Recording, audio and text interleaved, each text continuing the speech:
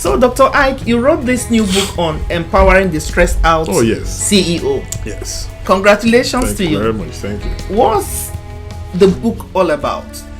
Well, this book essentially is about stress management. It's about stress management. You know, there is a statistic I noted here. According to the American Institute of Stress, 83% of US workers suffer from work-related stress. And I began to ask myself that despite the high-level work conditions that exist here, up to this much of people suffer from work stress. And it continued, and 63% of Americans say they are stressed about the future of the country. Can you see that? And it says, moreover, chronic stress is linked to a variety of health problems, including heart disease, diabetes, and depression. And I realized as a pharmacist that you could come under work pressure, work stress, and all of that. So I have first-hand experience of what stress can do. If you don't manage it, it could lead to burnout and several other things. Then I also found out that there are two kinds of stress, which I also itemize in this book. The useful type of stress, eustress, and distress, which is a dangerous type. The eustress is the kind of stress that comes over you when you have a deadline to accomplish a task. You have a presentation to make, you have butterflies flying in your tummy, but you have to overcome that butterfly regardless. And so those type of stresses, they're called eustress. Psychologists call it eustress, and it is good because without that kind of stress, you're not going to be able to function. That was the kind of stress Jesus had in the Garden of Gethsemane.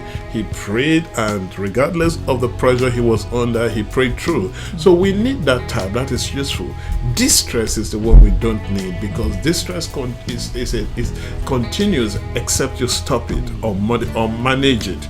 As a matter of fact, you cannot eliminate stress completely. You can only tame it or manage it. You know. So the book is about stress management, and this statistic shows that 83% of Americans experience work-related stress. So that is why we're talking about this, and it is a book that is needful, relevant to every person out there. If you have not gotten this book, you need to go get it at Amazon.com. It's very relevant. Awesome. So, are you now saying that this book is not just for CEOs of organizations? Oh yeah, it's not.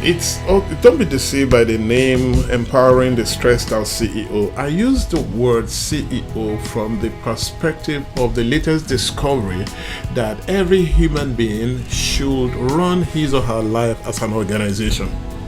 You know, you run your life as an organization, and you are the CEO of that organization. You run your home as an organization. You are the CEO of that organization. So that perspective makes you accountable. That perspective gives you the growth mindset. Even when you run into hitches and obstacles, it puts you in the right frame of mind that, hey, I am the CEO of this organization. So it is from that premise that I wrote it. It's for the individual, the average Joe, the average person out there, not just the CEO of an. It will help you even much more if you're a CEO of an organization. But first, the parent, the dad, the mom, the student, the individual, the professional, everybody, the employee, you need it. You are the CEO of your own life. Thank you. Yeah.